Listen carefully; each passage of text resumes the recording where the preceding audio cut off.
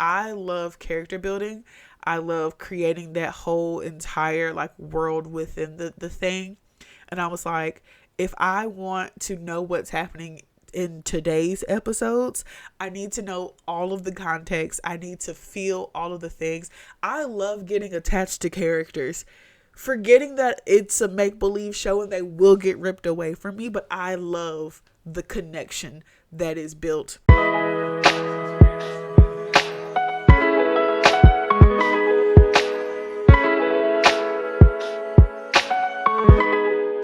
Hello everyone and welcome back to my channel, Beautifully Nerding. Now, I have been doing a lot of catching up on missed media on this channel, but I have not done as much nerding on here. And I feel like if I'm going to keep the channel named Beautifully Nerding, I'm going to have to do some nerding. The reason that I'm having to pick which one is because I can't juggle multiple videos a week. When I first started, I was doing 2 videos a week. I was doing one like animated anime/cartoon video and a movie. But I can't do that anymore. So I've only been watching one thing a week most of the time. Now, I was a bit of a contrarian as a kid. Not on purpose because I didn't know what the word was. But I watched things that other people didn't. Or I didn't watch things because people suggested it.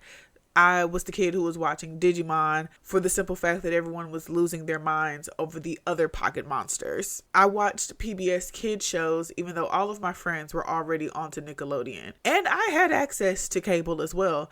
I just would have rather watched Cyber Chase. We're moving, we're beating Hacker at his game. So when I got to my preteen and high school years, my TV rarely moved from Disney Channel or from Cartoon Network, even though most of my peers had already moved on to reality TV, MTV, VH1. Now, don't get me wrong, I was locked in for, a classic 106 in Park, but that was about it. And so when it came to anime, honestly, I really just didn't know anyone who watched it.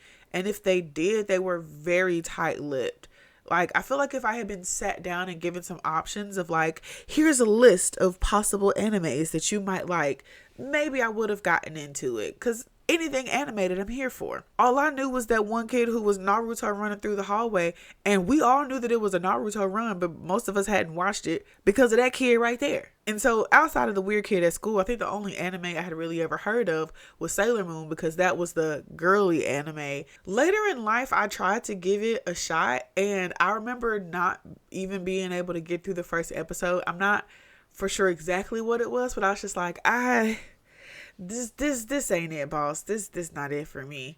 And I still have not gone back to try. But I have always enjoyed cartoons and animated media as my preferred choice. I would watch things like Powerpuff Girls, Dexter's Laboratory, Johnny Bravo, Kids Next Door. I promise eventually I did watch more than just Cartoon Network. I didn't really get the appeal of anime outside of it being animated as well. For this video, I even had to look up what was the difference between anime and cartoons because I'm just like, is an anime not just a Japanese cartoon? I feel like a lot of people think that the difference is more so animation style, but like you can look at cartoons and there's so many different animation styles. But I think a big difference is the actual content matter because at least the definition I found stated that a lot of anime deals with a lot heavier of topics than most cartoons will because cartoons are usually geared towards smaller children. But also I feel like the landscape of animated media as a whole is changing more. I'm sure that those definitions will probably get an update, but I was into all things science fiction and magical and mystical and fantastical. Like I was very into Harry Potter when it was like gigantic, read all the books, Hufflepuff stand up. And I remember getting super into Marvel simply because I loved all things superhero and fantasy and just like that was my escapism. It was just a whole nother world that was completely different from what I was dealing with at the time. And while I didn't read any of the comic books, I was still able to like jump into the movies and get, the lore that way. Like I wasn't even really into lore as a thing until I started watching the MCU. So then I started learning about conventions and I was like, this seems kind of fun. And so I eventually did go to my first convention and I just got like a random like ninja costume from Fashion Nova. It was a terrible choice. I should have never done it. But like, I didn't want to not be in costume. And I was like, I like dressing up. I'll just get something. It was very Fashion Nova.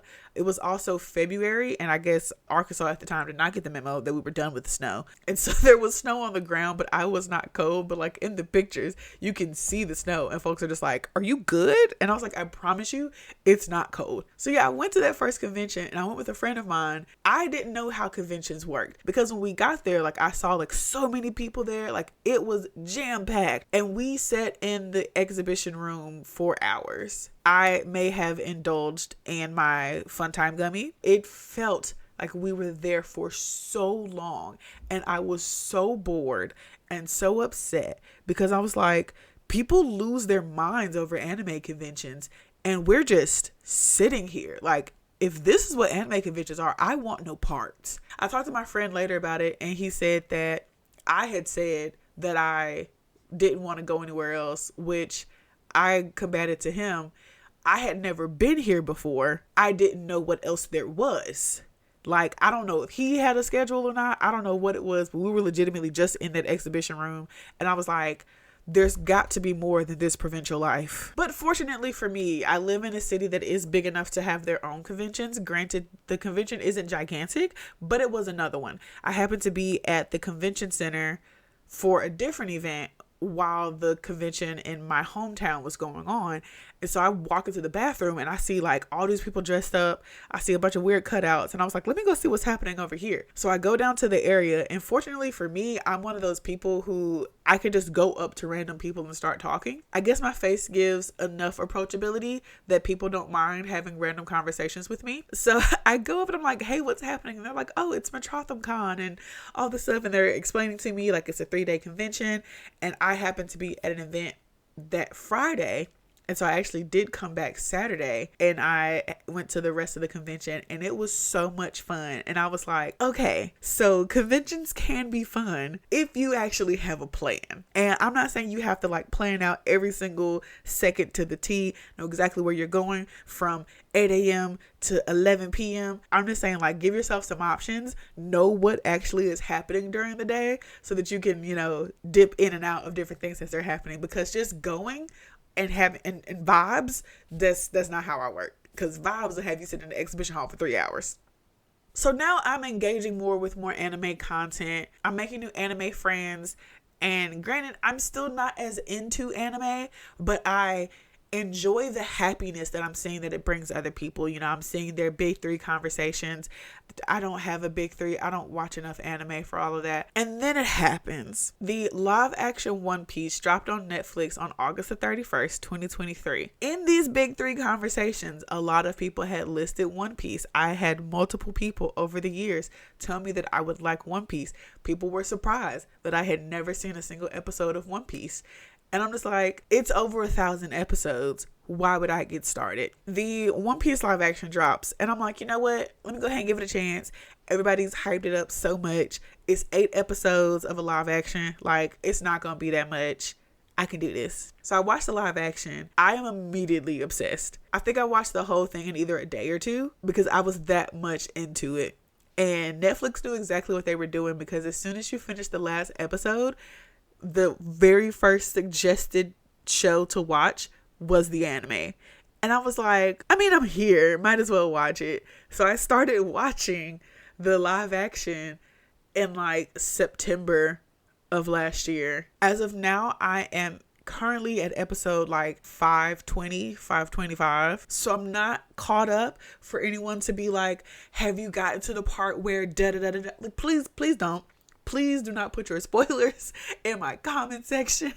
I want to enjoy this at my pace. I have been fighting for my life, trying to avoid the spoilers as it is on TikTok. So please do not spoil anything for me. But I am moving very quickly. I probably will be caught up by September's time. So hopefully I'll be able to start, like, you know, watching it with everyone else. So here I am, 8 months, over 500 episodes, and a whole TikTok playlist of my own One Piece content, and I can fully say that I am obsessed. It has some of the best character development that I've seen in a while, but also because they do a lot of flashbacks, a lot of we're gonna side quest from the story and tell you about how exactly this person got to this predicament where now they have become a part of the Straw Hat Pirates. Those like sidebar episodes are so like heart-wrenching.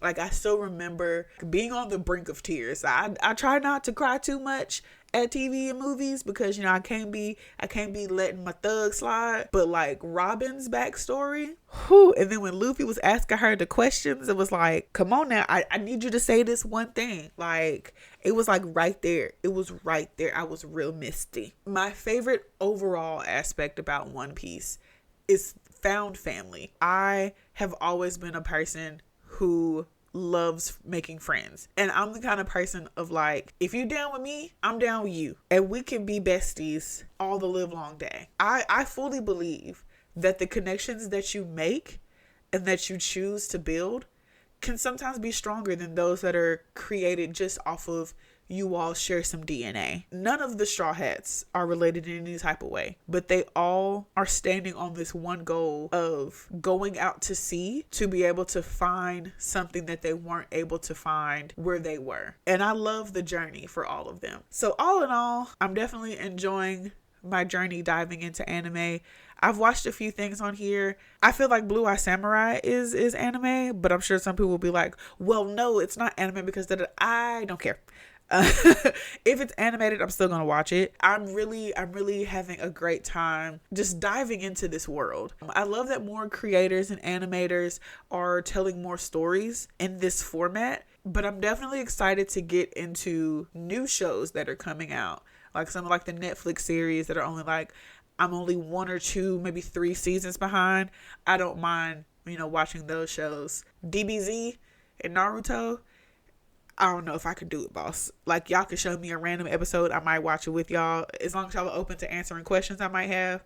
But I don't know if I can start from the beginning on any of those. I just feel like there are so many stories to tell, and so many perspectives to explore those stories. And I cannot wait to dive deep.